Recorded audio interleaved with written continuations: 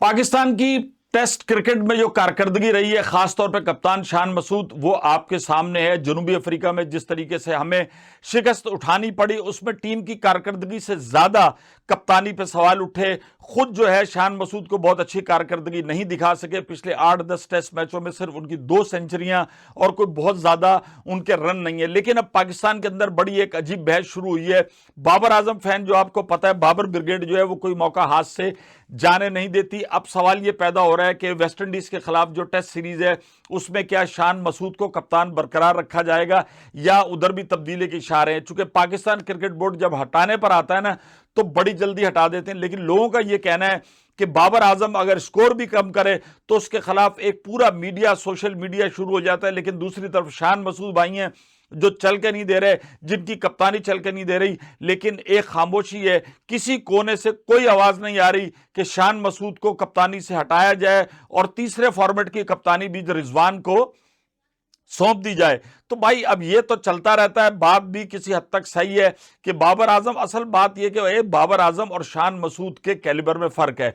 शान मसूद एक अच्छे खिलाड़ी हैं, काउंटी में उनका बड़ा अच्छा है, लेकिन पाकिस्तान टीम का जब जब वो हिस्सा बना है, उनकी कारकर्दगी ने कोई ऐसे अनमिट नकूश नहीं छोड़े। और दूसरी तरफ भाई बाबर आजम जो है वो लाखों करोड़ों दिल की धड़कन है। एक तरफ उनको किंग आजम बाबर को कोहली से मिलाया जाता है, और जो उसके शॉट्स हैं, जो उसकी कैपेबिलिटीज हैं, जितने रिकॉर्ड उसने इस हालिया टेस्ट सीरीज में भी बनाया, वो सबके सामने सेना कंट्रीज में सबसे ज्यादा रन्स बनाने का और ओडीआई और फॉर्मेट के अंदर आईसीसी के नंबर टॉप रैंकिंग में आने का शान मसूद तो कभी नहीं है। बाबर आजम आए तो जो जितना बड़ा खिलाड़ी होता है, जिसकी जितनी मार्केट वैल्यू होती है, जिसकी जितनी ज्यादा फैन फॉलोइंग होती है, उसी हिसाब से उसको ट्रीट भी किया जाता है।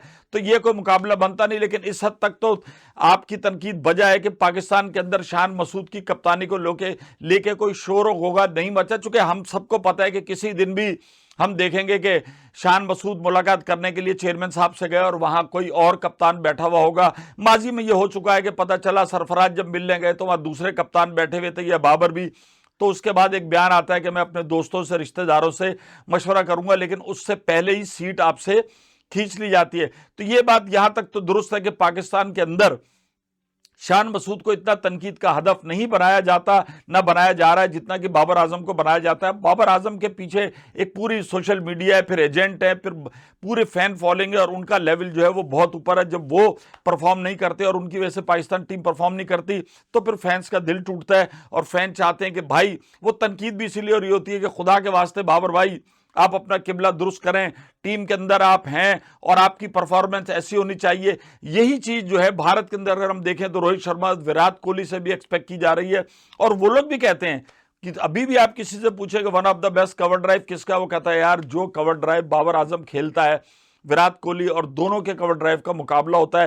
लेकिन उसमें बहुत सारे लोग जो हैं वो कहते हैं कि जनरली बाबर आजम जो खेलता है, जब बल्ले से बॉल निकलती है तो फिर वो बाउंड्री के पार नजर आती है। तो ये सिलसिला मीडिया में चलता रहेगा।